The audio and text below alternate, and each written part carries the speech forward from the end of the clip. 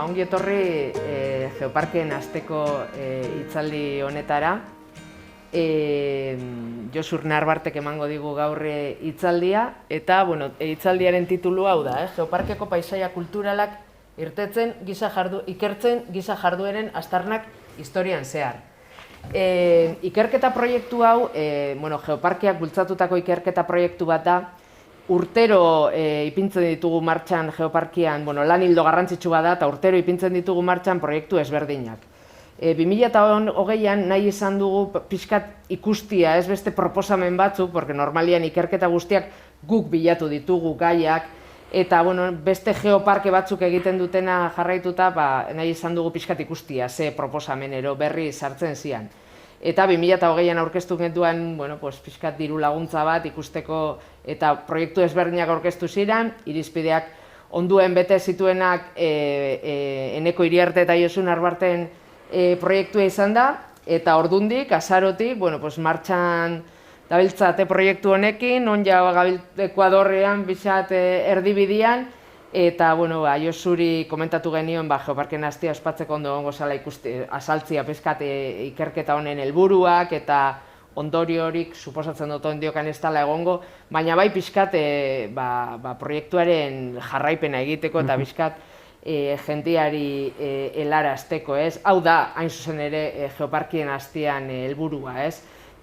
Bai natura eta bai kultura balioan ipintzia eta herritarrei erakustea. Orduan, helburu honekin antolatu dugu hitzaldi hau, eta ez naiz gehiago luzatuko, eta besterik barik, Josukin uzten zaituzte.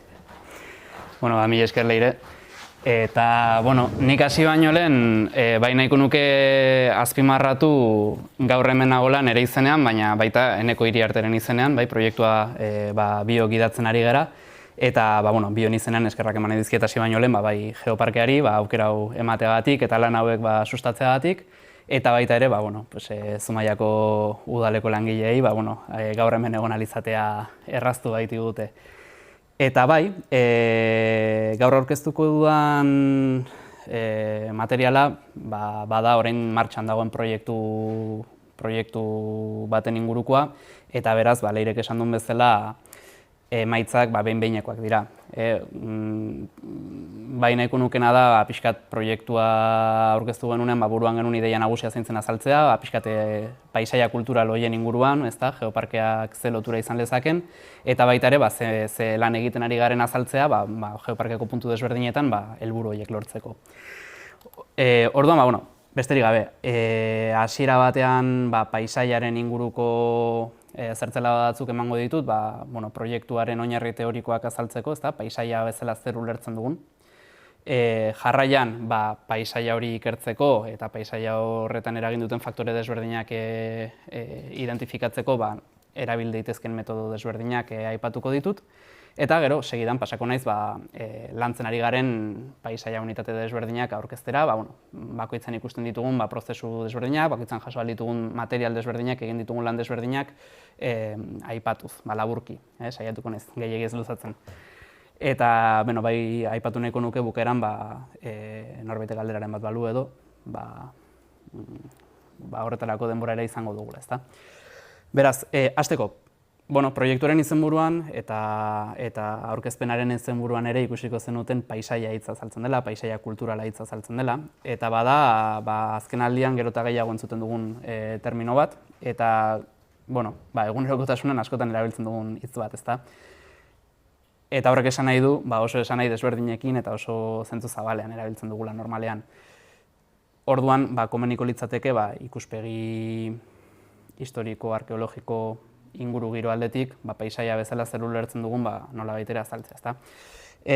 Funtsean guk, Geoparken egiten ari garen lanetan erabili dugun nozio nagusia bada, paisaia ulertuta harreman sozial eta ekologiko batzuen laburdura bezala. Zer esan nahi du horrek?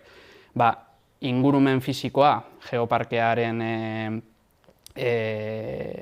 osatzen duen ingurumen horren elementu desberdinak, taldeekin, gizakiokin harremanetan sartzen direnean, elkar eragin horretatik sortzen den errealitate materiala izango litzateke paisaia, ezta? Eta, bueno, horretan garrantzitsuak dira inguru giroko faktoreak, baina baita ere gizakiok egiten ditugun jarduerak faktore horiekin eta baliabide horiekin elkarlanean. Orduan, bueno, laburki azaltzeko paisaia horretan normalean aipatzen ditugu 3 elementu nagusi, ezta? Lehendabiziko elementua izango litzateke ingurune fisikoa bera. Eta, bueno, Euskal Kostako Geoparkean sakonki ikertu den ingurumen aberats bat, anitz bat badaukagu, bai geologikoki, bai erli beran aldetik, bai bioaniztasunaren aldetik, badituena berezitasun batzuk, eta hain zuzen ere hori da Geoparkearen indargune nagusietako bat, ezta? Baina, egia da, ingurumen fisiko horrekin batera badaudela ere beste elementu batzuk. Alde batetik badaukagu alde biologikoa, deituko genukena, ezta? Bioaniztasuna erabiltzen dugu ingurumen zientzietan. Bueno, gizakiok tartean sartzen garenean, aipatzen den beste terminoa da agrobioaniztasuna. Hor, badagolako bioaniztasun bat, guk moldatzen duguna eta guk gure eguneroko jardueren bidez nolabait ere balintzatzen duguna. Eta hor, sartzen dira nekazaritzari lotutako hautaketa prozesuak, espezien etxekotzeak, espezie exotikoen garraioak, eta hor badaude elkarrera egiten duten ere beste zenbait faktore, ezta? Eta horretan guztian, gu gizakiok sartzen garen momentuan ere sartzen dira harreman sozial batzuk. Bai produkzio harremanak, jabetza sistemak, baliabideak zeinenak diren, zeinek daukan baliabideak ustiatzeko eskubidea, nola mugatzen diren baliabideen sarbidea, lurraldea, elementu sozialak deituko genituzkenak, ezta? Orduan, elementu hauek guztiak dira, nolabait ere, aztertu beharko genituzkenak, paisaiaren bilakaera nolakoa izan den ulertu nahi baldin badugu, zentzu zabal batean. Eta hori da, gu Geoparkean egiteko proposamena luzatu genuen ideia. Nola egin daiteke hau? Bueno, esango nuke gakoa dela nolabait ere ikuspegi transdisziplinar bat edo disiplina desberdinak kontutan hartuko dituna, aldi berean kontutan hartuko dituen ikuspegi bat martxan jartzea, ezta? Bai eneko eta bai ni, proiektuan gabiltzan bi ikerlariok formazio desberdina daukagun pertsona gara, eneko geologoa da, Arantzadiko bazkidea eta baita ere Burgoseko Unibertsitateko irakaslea. Ni aldiz, historialaria naiz, arkeologoa naiz, eta nire lana beste alderdi batzutatik ibili da, ezta. Eta, bi profila hauek uztartuta planteatu dugun hurbilketa da iturri desberdinak jorratzea. Alde batetik bai artxiboko iturriak, ezta, bai udal zein Gipuzkoa mailako, lurralde historikoko mailako artxiboak, toponimia ere oso garrantzitsua, gizarteek espazioa nola ulertzen duten eta nola hurbiltzen diren bertara ulertzeko. Landa-lan ere bai, ikuspegi, esango nuke, bikoitz horretatik, bai geologikoki eta bai arkeologikoki, lur esaldurak nolakoak diren, ingurumena nola eraldatuta dagoen eta behatuz. Horrez gain, baita ere geografiako informazio sistemak oso garrantzitsuak dira. Hauek dira, nola baita ere informazio guzti hori biltzeko eta modu bateratuan kudeatzeko erabiltzen diren baliabideak.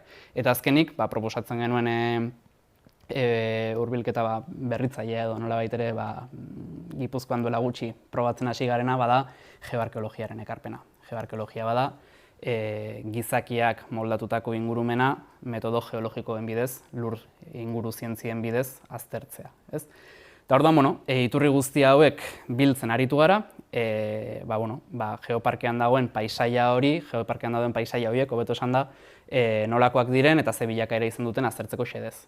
Hori da pixkat gure lanaren nondik norakoa. Orduan, lurre lana aterrizatzeko, lehen aipatu dut, Geoparkea bada oso lurralde anitza, 3 udalerri barne hartzen ditu, Mutriku, Deba, Zumaia, eta bere barnean badaude oso elementu desberdinak. Alde batetik baditugu kostaldeko labarrak eta arraldeari lotutako formazioak, flix formatuak, agian badirenak Geoparkearen irudi ezagunena, baina baditugu ere kostaldean bertan bi ibai garrantzitsuren estuarioak. Inguru giro aldetik ere oso bereziak direnak, Debaren eta Urolaren itsasadarrak. Baditugu ere barne aldera jota bi ibai horien inguruan dauden ibai arroak, badituztenak beraien ezaugarri bereizgarriak, eta baditugu gainera zenbait ingurune karstiko garrantzitsu. Bai Izarraitzen eta bai Arnoren magaletan dauden ingurune karstikoak, besteak beste mutrikuko edo itziarko zenbait landa auzotan. Orduan, bueno, aniztasun guzti horrek esan nahi du, giza taldeak lurralde honetan ezarri diren momentutik, baliabide horiekin, ezaugarri horiekin, elkar eragiten hasi direla eta elkar eragin hori desberdina izan dela tokiko faktoren arabera, ezta. Orduan, bueno,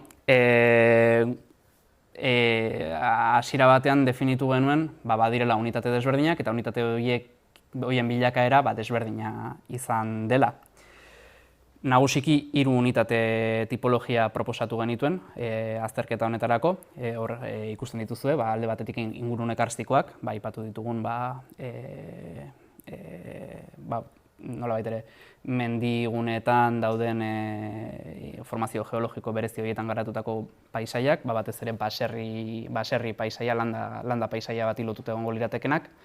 Besteak beste, geoparkeak dagoeneko ondo ezagutzera ematen duen Lasturko bailara, edo guk gure azterketa zentratzeko proposatu genuen Ibiri auzoa, Olatz auzoaren inguruan, hor Mutrikuko udalerriaren barnealdean.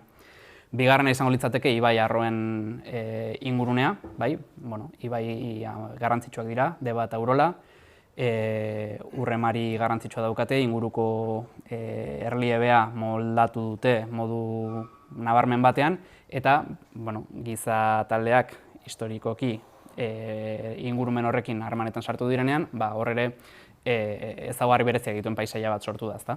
Eta hirugarren izango litzateke estuarioak. Bai Urola eta bai Debaren estuarioak badira oso giza eragin sakona pairatu duten inguruak. Ezagunena segurazki da azken mende eta erdian egon den urbanizazio prozesu handia, eta Zumaia edo Deba ezagutzen duenak badaki zertaz ari naizen. Baina, giza eragin hori zaharragoa ere bada. Eta nahi izan duguna izan da, pixkat ikuspegi sakonago bat ematea estuario paisaia horien irudiari. Beraz, 3 unitate horiek hautatu ditugu. Bakoitzari lotuta kasu bat hautatu dugu, lehenengo kasuan Ibiri, bigarrenean Astigarribiako auzoa, Mutrikun ere bai, eta hirugarrenean Urolako itsasadarra, Zumaiako basadien inguruan. Eta, aipatu dudan ikuspegi transdisziplinar hori aplikatu dugu haietariko bakoitzean. Lanak, Leirek aipatu den bezala, orain martxan daude, eta beraz, 3 kasuetan ez ditugu emaitza berdinak. Kasu batzutan lanak aurreratuago daude, beste batzutan ez hainbeste, baina, ze kontatua badugu 3 kasuetarako, ezta. Abiatuko naiz Astigarribitik, ze bada segurazki gu lanen hasi ginenean, aurretiko ikerketak egin zituen paisaia unitatetako bat.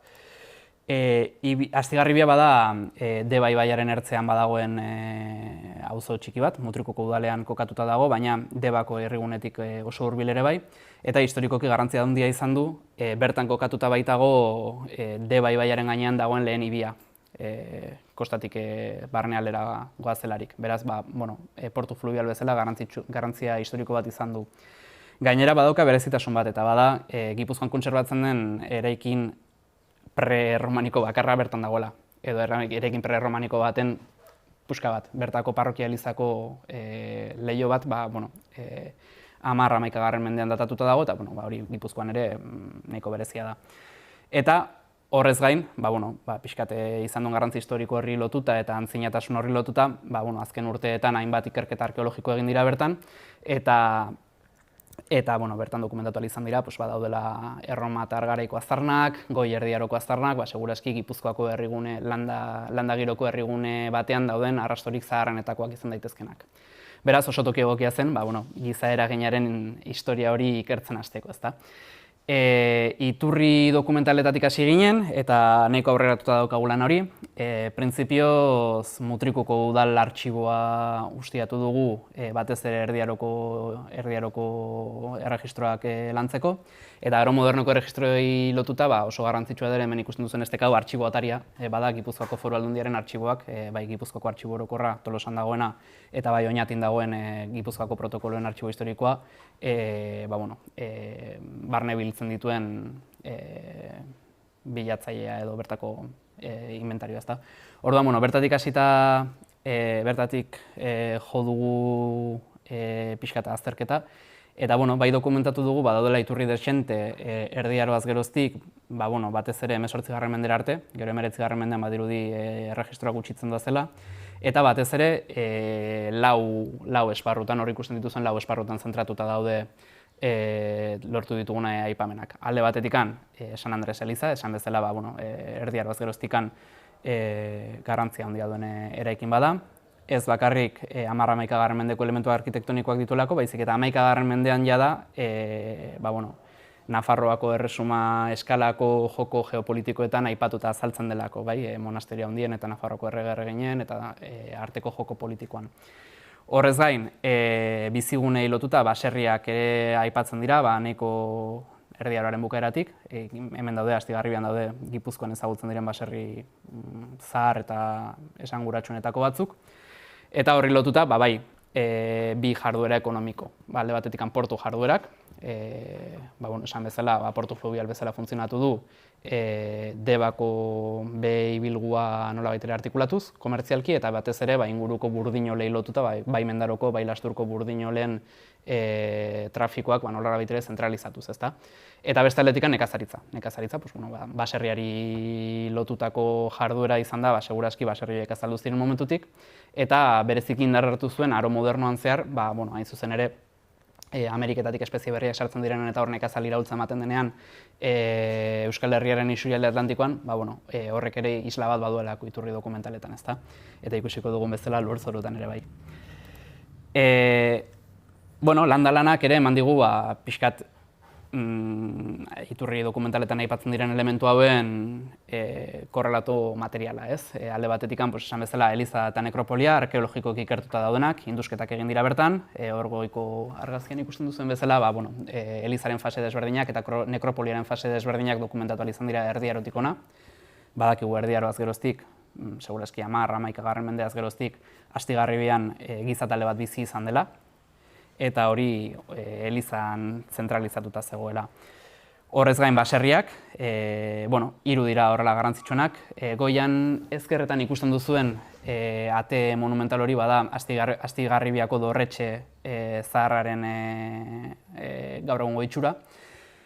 Eta bada nolabait ere trafiko fluvial horien zentralizazioan portu hori kontrolatzen zuen leinuaren egoitza. Eta gero, azpian ikusten dituzuen beste bi baserri horiek dira Jauregi eta Etxebazabal baserriak, hauek Alberto Santanak ikertu zituen bere garaian, Euskal Herriko arkitekturaren baserriaren arkitekturaren liburuan aipatuta azaltzen dira.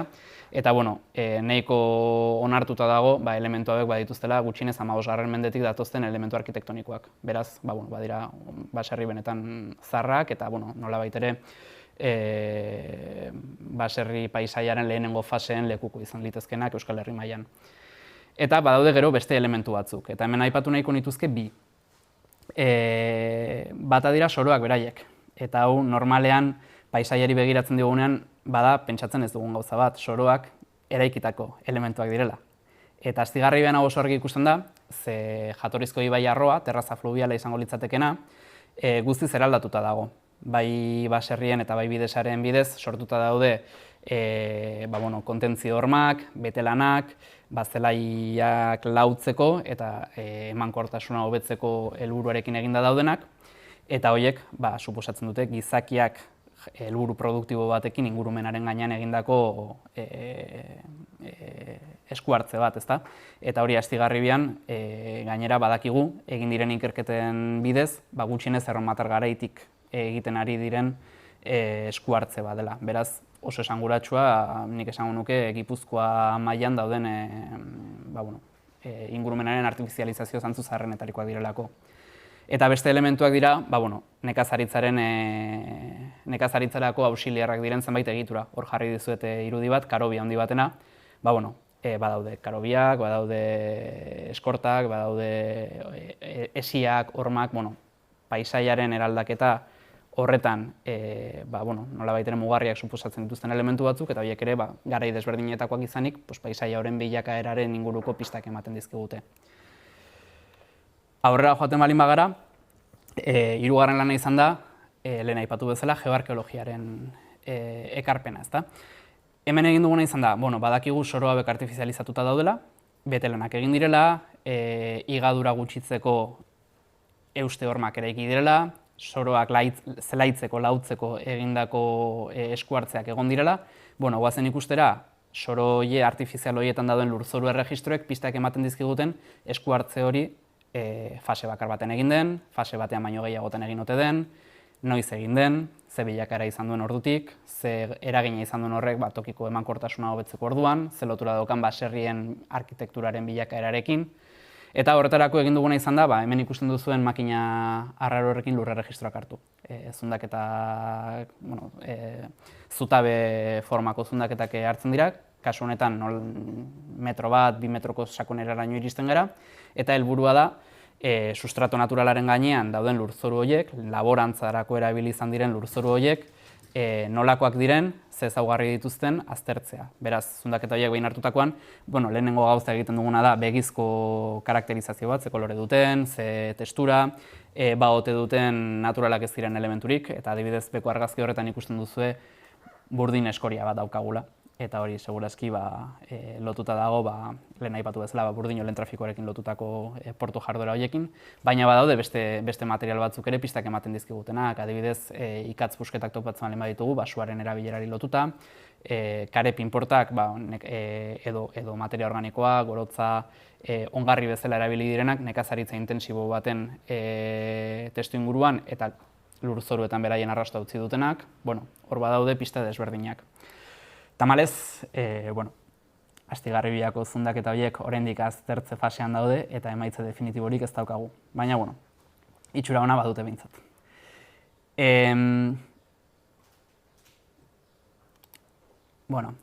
Izenburua gaizki zegoen, barkatuko didazue. Bigarren adibidea Ibiriko ingurune karstikoak izango dira. Ibiri auzoa bada baserri auzo txiki bat, Mutrikuren gainaldean kokatuta dago, olatzeko bidean. Eta, bertako baserriak ere iturri dokumentalen arabera Erdi Arotik dokumentatuta daude. Naiz eta iturri dokumental horiek ez diren astigarribiakoak bezain esanguratsuak, momentuz prozesatzen gabiltza, baina ez dira hain emaitza onak ematen ari. Eta kasu honetan egin duguna izan da zundaketa bat. Zundaketa bat Ibiritxo baserriaren ondoan, dolina batean. Dolinak badira ingurune karstikoetan badauden formazio geologiko tipiko bat. Nolabait ere kareharrian prezipitazio urak eragindako higaduraren ondorio sortzen diren sakonuneak dira, eta bertan sumidero bezala funtzionatzen dutenez, sedimentua metatzen da bertan, eta nolabait ere funtzionatzen dute iraganeko prozesuen, bai ingurugiro, bai gizarte prozesuen artxibo bezala, ezta. Eta Ibiritxoko dolina oso adibide ona da, ze bertan 5 metroraino iritsi ginen, 5 metroko zundaketa egin genuen. Hemen ikusten dituzue 5 metroak, 6 metro barkatu. Eta bertan ikusten dira, bai kolore, bai osaera, bai textura aldetikan aldaketa nabarmenak. Beraz hor bai, segurazki holozeno osoari lotutako bilakaera klimatikoak, ingurumen aldaketak dokumentatzeko aukera izango dugu. Ni hemen zentratuko naiz batez ere goiko 2 metroetan. Hemen ez dakit oso ondo ulertzen den, printzipioz metroak ateratzen ditugu banaka, goikoak izango lirateke goiko metroak, ezkerretik hasita gainazaletik sakonera, hor lotuko litzateke 2. metroaren hasiera, eta horrela 6 metroko sakoneraraino iritsita. Eta, batez ere giza eragina erakusten dutenak dira gainazaleko 2 metroak. Ekarri dizuet, bertan egindako analisien laburdura bat, oso laburki esplikatuta. Guk aztertzen duguna da, sakonera desberdinetan, sedimentu hauen, lurzoru hauen, osaera geokimikoa nolakoa den, eta sakonera desberdinetan propietate geokimiko horiek aldatzen baldin badira, esan nahi du, sedimentu horien formazio prozesuan, nolabait ere ingurugiro edo gizarte jarduera desberdinak eragin dutela. Eta 2 metro hauetan oso ondo ikusten dugu, 3 adierazle hauek bilakaera desberdinak dituztela. Ezkerretan gorriz ikusten dugu adibidez silizio kontzentrazioa. Silizioa bada tokiko buztinetan oso ohikoa den elementu bat, buztin mineraletan presente dagolako, eta beraz, tokiko lurzoruak teorian, behintzat, nagusiki silizioz osatuta egon beharko lukete. Hemen ikusten dugu, sakoneko mineralek bai badutela silizio kontzentrazioa handia, baina gainazalerantz silizio kontzentrazio hori gutxitzen joaten dela. Zergatik? Bigarren indikadorea azten dualako. Beltzez azaltzen den kurba hori, bada materia organikoa, karbono organikoaren kontzentrazioa. Materia organikoa normalean presente dago bai lurzoruan vegetazio dagolako, bai sedimentuak ekarritako materia organiko hila dagolako, edo baita ere giza jardueraren ondorioz ongarri bezala iritsitako materia organikoa dagolako, ezta? Eta hemen adibidez bai ikusten dugu gainazalerantz pixkanaka materia organikoa gehitzen doala, segurazki sedimentu metatzen ziren neurrian gainazalean vegetazioa egontzelako, landaride egontzelako, baina hor gainazaleko 20 zentimetro horietan ikusten dugun hazkunde nabarmen hori ezin da azaldu fenomeno soilik natural bat bezala, hor giza esku hartze badago, eta segurazki badago lotuta nekazaritza helburuekin egindako ongarritze batekin. Bai.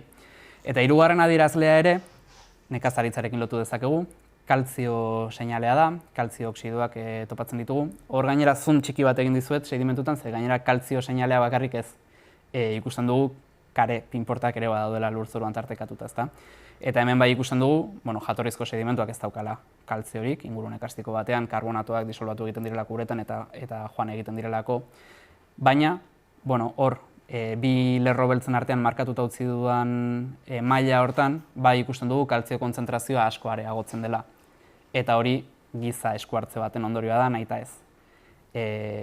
Hor ikusten ditugun kare pinporta horiek, lotuta daude gizakiak botatako ongarri batekin, karearekin, eta badakigu iturri dokumentaleangatik eta baita ere etnografiagatik, karea badela tokiko laborantza sistemetan garrantzia izan duen elementu bat, batez ere Ameriketako espeziak sartu ondoren, hau da 16-17 mendearen ondoren, Euskal kostaldeko baserrietan ezarri zen errotazio sistemaren ondorioz. Hau da. Ordura arte, Erdi Aroan zehar, iturriek esaten digute, bertako laborantza 3 urteko sistema batean oinarritzen zela. Zela iberean urte batean garia ekoizten zen, garia jaso ondoren beste zereal bat, arta txikia, oloa, zekalea, eta ondoren lurgorri uzten zen, hau da, landu gabe. Zergatik, lurrak bere emankortasuna berreskuratzeko naturalki, ezta? Artoa sartu zenean, artoa oso ondo egokitu zen bertako ezaugarri topoklimatikoetara, eta horrek eman zuen aukera errotazio sistema berri bat martxan jartzeko. Ordutik lurgorria bertan bera utzi zen, eta lurzoru berdinetan 2 urteko errotazio bat ezarri zen 3 produkturekin. Hau da, lehendabizi garia jasotakoan artoa, eta artoa jasotakoan normalean ekoizten ziren bertan lurzoru berean beste produktu batzuk aberentzako bazka bezala erabiltzen zirenak neguan. Normalen arbia, baina beste batzutan patata edo alfalfa edo dena delakoa. Zergatik? Horrela posible zelako lurgorririk gabe denbora gutxiagoan ekoizpen handiagoa lortzea, gainera artoak oso ekoizpen ona ematen zuen. Horrek esan nahi zuen, lurraren emankortasuna orekatzeko beharrezkoa zela ongarritze praktikak martxan jartzea, eta erabiltzen zen ongarri nagusia simaurra zen, eta horretarako ekoizten zen arbia, patata edo animalia emateko beste 3. produktori. Baina, ongarri organiko horrek bazuen desabantaila bat, eta bada lurraren azidotasuna emendatzen zuela nabarmen. Eta lurraren azidotasunari aurre egiteko zer aplikatzen zen karea. Beraz, oso esanguratsua da hemen kaltzio kurba hau ikustea, ze alde batetik adierazten digu sedimentu maila hori aro modernoan depositatu zela, hau da 18. mendean gutxi gora bera karearen erabilera nagusitzen den garaian hasten dela, eta 20. mendearen erdialdean errotazio sistema tradizional hori abandonatzean bertan bera gelditzen dela. Beraz, kronomarkadore bada, denbora aldetik esaten digu sedimentu horiek noizkoak diren, eta gainera erakusten digu ze inpaktu izan zuen aro modernoko nekazal iraultzak, kasu honetan ibiriko lurzoruetan.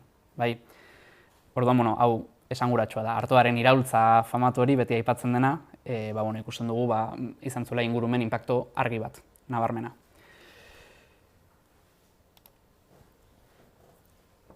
Nekazal iraultza horren beste inpaktu nabarmen bat, identifikatuko dugu hain zuzen ere aztertzen ari garen 3. paisaia unitatean. Eta badira, estuarioetan azaltzen diren polderrak edo zumaian deitzen dieten bezala basadiak edo herriberak.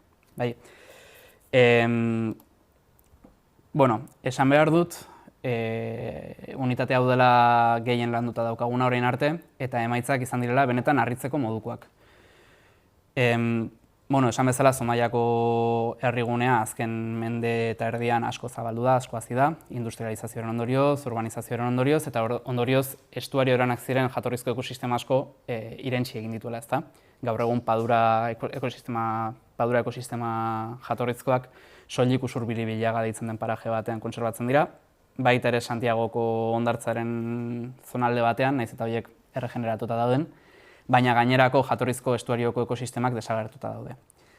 Pentsa liteke, 19. mendeaz geroztik eman den industrializazioaren ondorioa dela, baina, pixkat sakontzen hasten garenean konturatzen gara, historia zaharragoa dela. Iturri dokumentalak aztertzen hasi garenean, Zumaiako estuarioari, Urolaren estuarioari lotuta, Zumaiako udal artxiboan eta baita ere Gipuzkoako artxibo orokorrean eta Gipuzkoako protokolo historikoen artxiboan, konturatu gera, Erdi Arotik hona izugarrizko garrantzia izan dutela estuario inguru hauek, gainera jarduera oso desberdinetarako. Eta hemen laburbildu dizkizuet, ez dakit oso ondo ikusten den, baina tira saiatuko naiz laburbiltzen. Lehenik eta behin, lurraldetasunari lotuta. Eta honek erakusten digu, ze garrantzia zuen inguru hauek kontrolatzea ekonomikoki. Eta ikusten dugu badaudela bai lurralde reklamazioak, mugarritzeak, muga hoien zaintza jarrai bat udal autoritateen eskutik, gatazka desberdinak, kasu honetan Zumaiaren eta Getariaren artean edo Zumaiaren eta Zestoaren artean. Horrek erakusten digu alde batetikan ze garrantzia zuen estuarioak tokiko gizartearentzat, ezta. Bigarrenik baditugu bizigunea, komunikazio sareen ezarpena, izugarrizko garrantzia izan zuen, hain zuzen ere estuario bat badelako ingurumen aldakor bat, marearen fluxuen eraginen menpe dago, sedimentuak desegonkorrak dira, eta beraz bertan herriguneak ezartzea, portu bat ezartzea, bide seguruak ezartzea, bazen Erdi Arotik aurrerako Zumaiako gizartea asko kezkatuko zuen lan bat. Jarraian baditugu arrantza jarduerak. Arrantza baliabide garrantzitsua izan da, ez soilik itsasoan, baizik eta baita estuarioan ere.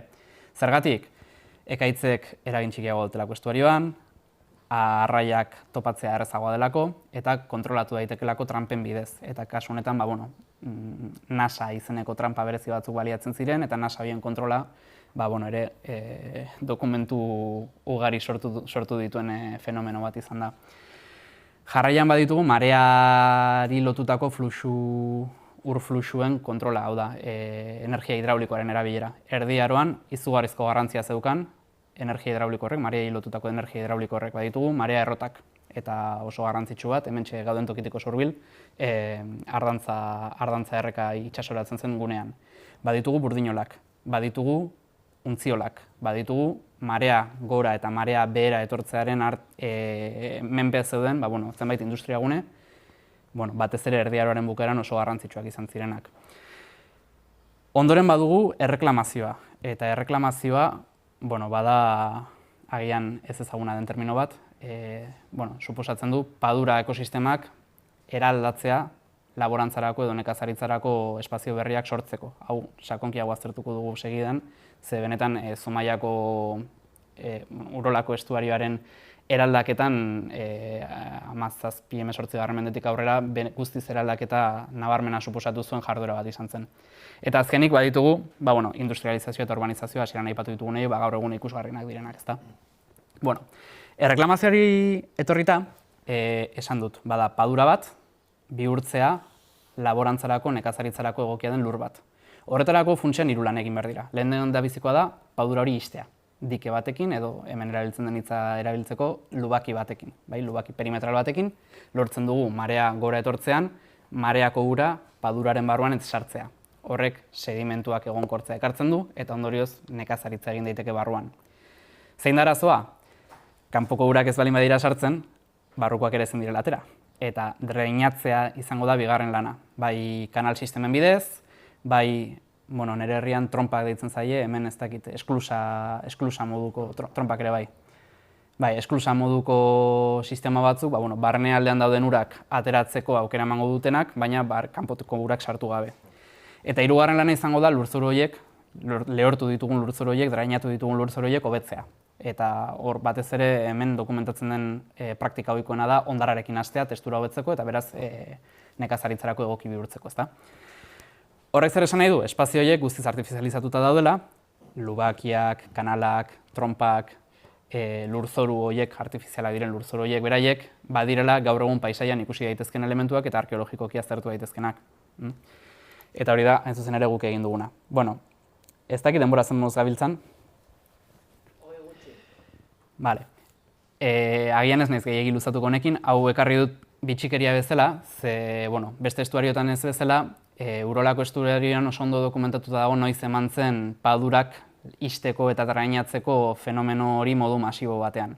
Badaude zenbait evidentzia lehenago, Erdi Aroaren bukaeraz geroztik, batez ere paduraren alde barrenekoan, oikia inguruan, baina 1782an eman zen izugarrizko paduren lehortze prozesu sistematikoa. Udalak hartu zuen erabaki hori, udalak sustatu zuen proiektua, Madrilen gortean aurkeztu zuen, diru laguntza lortzeko xedez, eta, bueno, esan daiteke, proiektu honen ondorioz, 1984tik aurrera, 18. mendearen bukaeran, Urolaren estuarioa guztiz eraldatu zela. Eta ez hori bakarrik, baizik eta Zumaiako udalean kontserbatzen dira bi mapa oso ederrak, proiektua gauzatu aurretik eta proiektua gauzatu ondoren estuarioaren itxura erakusten digutenak. Hor ikusten dugu 1782an ezkerretan nolakoa izango litzateken estuarioa, ez dakit gutxi gora bera kokatzen garen, herrigunea hemen egongo litzateke, badaukagu basusta gaina, oikiatik datorren Urola Usurbirilagoko irletaraino, eta gero padura zabal hauek Narrondoko errekak Urolarekin bat egiten duen inguruan. Bai. Bueno, behin padurak lehortu ondoren, ikusten dugu panorama guztiz aldatu dela, ezta? Egia da, Usurbirilagako alde hortan padurak mantentzen direla, gaur egun ere hala mantentzen dira, eta segurazki Usurbirilaga hitzak adierazten digu zergatik. Usurbirilaga da usur, normalen izaten da putzu bat, edo ur sakonak dituen inguru bat, biribila balin bada, baliteke hor korronteak nolabaiteko aldrebeskeriaren bat egitea, eta horregatik agian ixteko oso egokia ez izatea, baina gainerako paraje guztia ikusten dugu guztiz eraldatuta azaltzen dela, ezta? Alde batetik ikusten dugu inguruan dike bat, beltzez, lubaki bat, beltzez marraztuta, barnealdeko lurretan kanal batzuk ikusten ditugu, ikusten dugu besteak beste Narrondo erreka guztiz kanalizatuta dagoela, eta Urola ere bai. Eta ikusten dugu, bueno, laborantzarako erabiltzen direla lur horiek. Segurazki, artoa eta garia etxandakatu hemen ere. Eta, bueno, azkeneko irudian ikusten dugu ze arrakasta izan zen prozesu horre, 1945an oraindik, bueno, padura izandako lurralde horiek, ikusten dugu nola dauden lursail txikietan banatuta, laborantzarako erabilita, ezta. Toponimian ere prozesu honen arrastoak ikusten dira. Iturri dokumentalek lurralde hori ditzen dutela Riberas Nuevas y Viejas edo Las Balsas Nuevas y Viejas, hortik Basadi. Gaur egun Zumaian oraindik paraje hori deitzeko, naiz eta gaur egun urbanizatuta dago, bueno, auzo honi deitzeko erabiltzen den hitza, bai.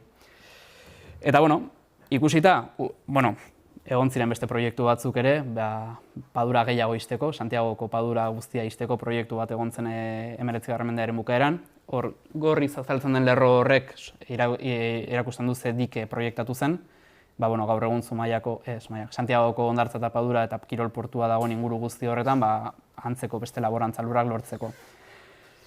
Hemen gertatu zen izan zen, barnealdeko basadietako jabeek izugarrizko oposizioa erakutsi zutela, esaten zuten estuarioaren kanpoaldean kanalizatu egiten baldin bazen Urola, marea igotzean ura indarra handiago sartuko zela barrualdera, eta beraz basadi horiek urpean gelditzeko arriskua geldituko zela. Beraz, bueno, proiektu aurkeztu zen, baina ez zen gauzatu, eta horregatik Santiagoko hondartza mantendu zen kolonizatu gabe. Bueno, toponimiaren kontua aipatu dugu, ezta? Eta, bueno, esan dugu, gaur egun basadi inguru hori gehiena urbanizatuta dago, industria guneren bat, 20. mendearen 2. erdian eraikitako zenbait auzune, baina badago paraje txiki bat, oraindik ere 18. mende bukaerako erreklamazio horren ondoriozko paisaia kontserbatzen duena. Eta bada hemen argazkian ikusten duguna. Argazkiaren ezkerraldean ikusten dira Usurbirilagako irlak, horiek padura bezala mantendu dira gaur egun arte, baina horien alboan ikusten da gaur egun Basadizar deitzen den parajea, eta argazki honetan adibidez oso ondo ikusten da nola inguruko dike hori ibaiaren mailatik dexente gora doana, hain zuzen ere itsasgoran barneko lurrak babesteko, eta barruan ikusten dugu nola dauden kanalak orientatuta barnetik kanpo aldera prezipitazio urak kanalizatzeko, ezta? Funtsan hau zer da? Hau da, Holandan dauden polderren sistema berbera. Bai, eta, garai batean Urolako itsasadarra eta Debakoa ere segurazki naiz eta ez garen sartu, guztiz eraldatu zuen prozesu baten ondorioa da. Nekazal iraultzari lotuta honir, hau ere. Orduan, egin duguna izan da kartografiatu gaur egun dauden elementuak. Hemen ikusten duzue kolore more batekin urbanizatutako guneak daude, kolore horixka batekin erreklamatutako lurrak, batez ere Oikian eta Basaditzaren inguruntan, baita ere Karakaseko herriberan, eta berdez azaltzen dira gaur egun oraindik padurak diren inguru horiek. Bai, ikusteko, prozesu honen zenbait aztarna gaur egungo paisaian oraindik ere ikus daitezkela. Eta oraindik kontserbatzen direnez, zer egin genuen? Zundaketa bat hemen ere.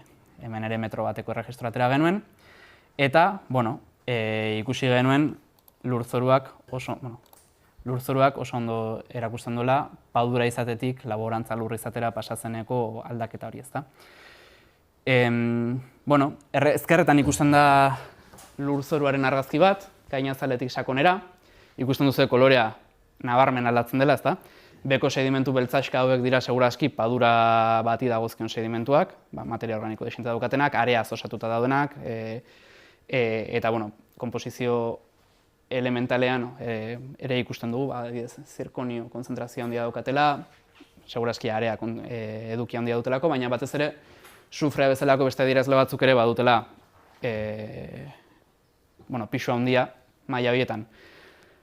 Hain zuzen ere sufrea bada itsasuran ohikoa den katioi bat, eta beraz horrek erakusten digu segurazki maila hau gaur egun oraindik ere itsasoko urez saturatuta dagoela.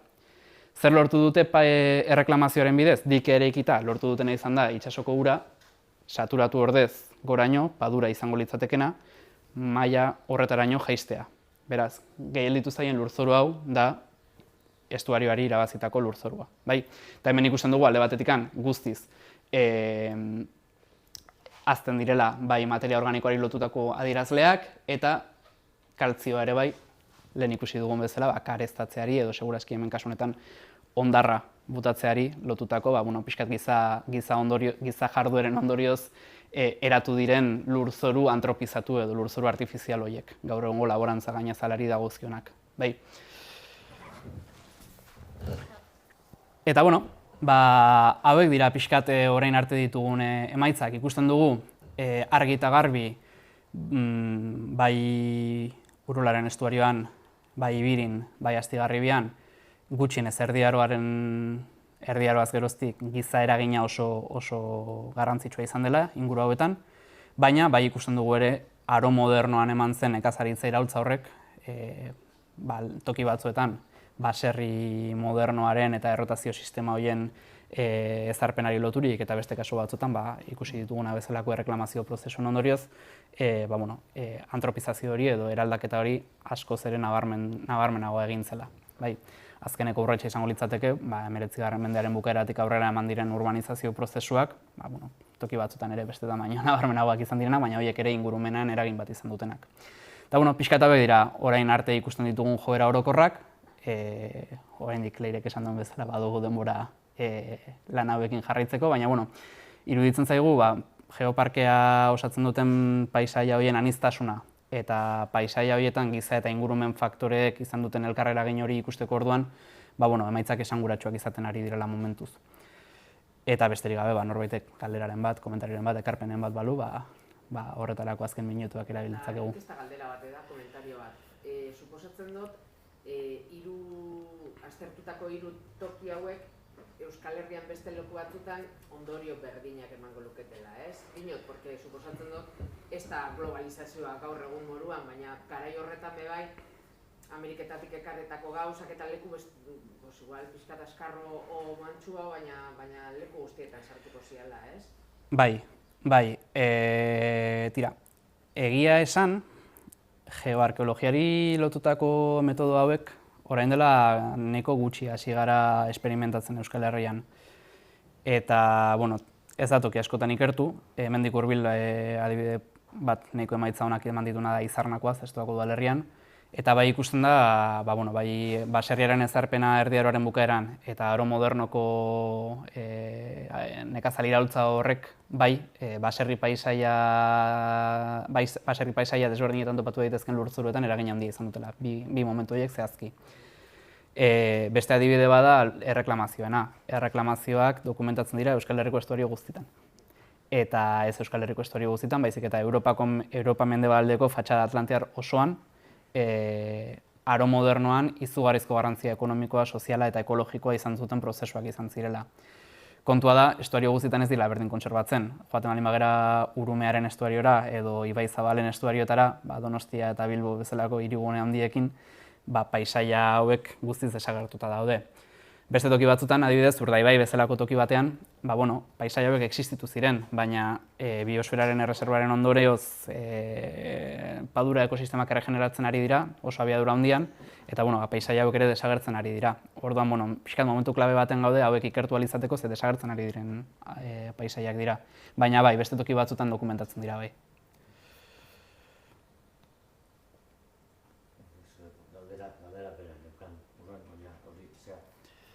Denoko metodologiakin, eta hori zenbait antzekotasunak eta hori segurazki antzeman dira. Beste toki ezberdinetan, honek zerbait gehiago ezazten dion, eta hori ere interesgarria da, zerbaitik edo zer berri ematen dion metodologia honek. Badakit, emaitzaren aldetik beste toki batzutan egin dala eta hori aurkitu dela gauza eziek, baina zer da hori, zerak da berezia metodologia gauza hori. Zehazki, registro sedimentarioetan eta lurzoru registroetan ikusten ari garen giza inpaktu hauek lotzen dira guztiz geologiaren munduan gaur egun puri-purian dagoen debate batekin eta antropozenoaren debatearekin. Antropozenoa da termino bat gaur egun erabiltzen hasten ari direna zenbait ikerlari adierazteko gaur egun lurreko dinamika geomorfologikoetan giza faktorea dela eragina handiena daukana.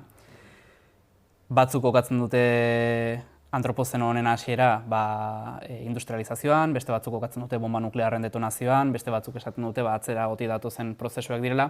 Gu gure ekarpen txikitik esan dezakegu, gu bai ikusten dugula Erdi Aroaz geroztikan giza jarduera desberdinak eragiten ari direla, bai lurzoruen eta bai sedimentuen erregistroetan, behintzat hemen ikusi ditugunetan inpaktu bat, eta antropizazio hori errealitate bat dela gutxinez Erdi Arotik.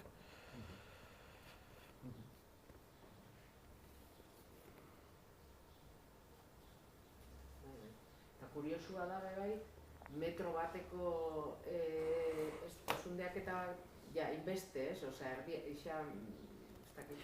asko, eta gehixen bat, kostaldian, hor suposatzen da, itxasuan eraginez, igual sedimentuak gehixago mobidu daitezkela, gero esan duzu, dolina baten 5 metroko sedimentuak dauzela, hori suposatzen dut igual eze bat izango zela eta... Bai, dolina bat sumidero bada, bai.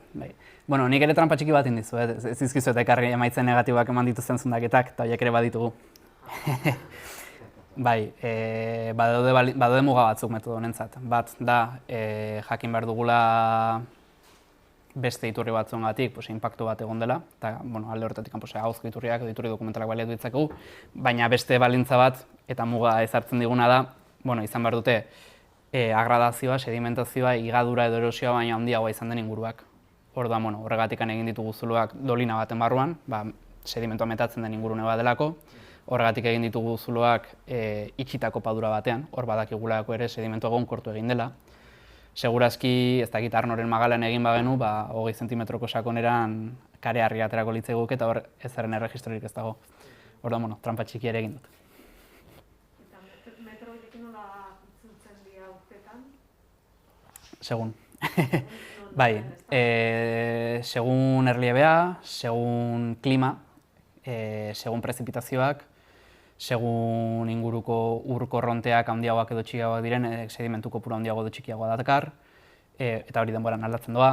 Orduan, bueno, ez da mekanikoa.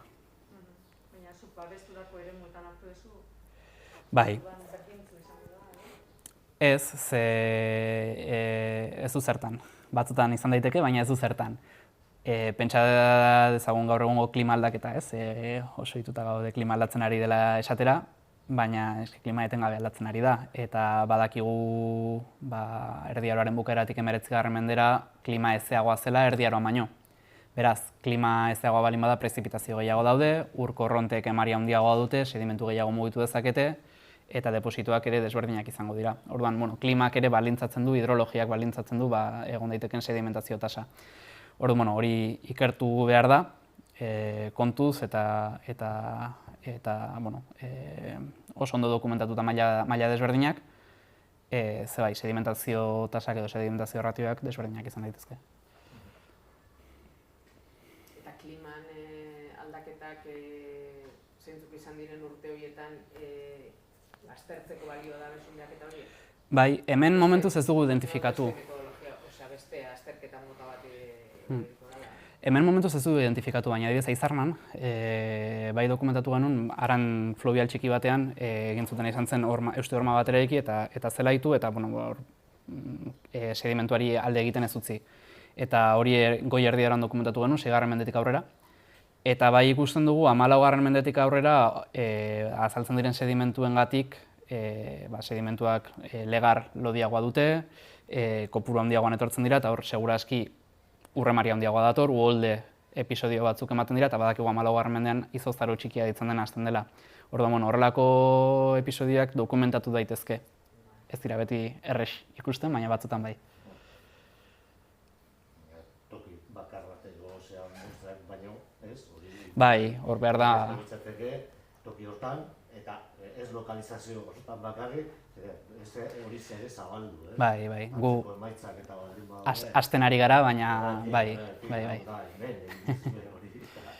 Bai.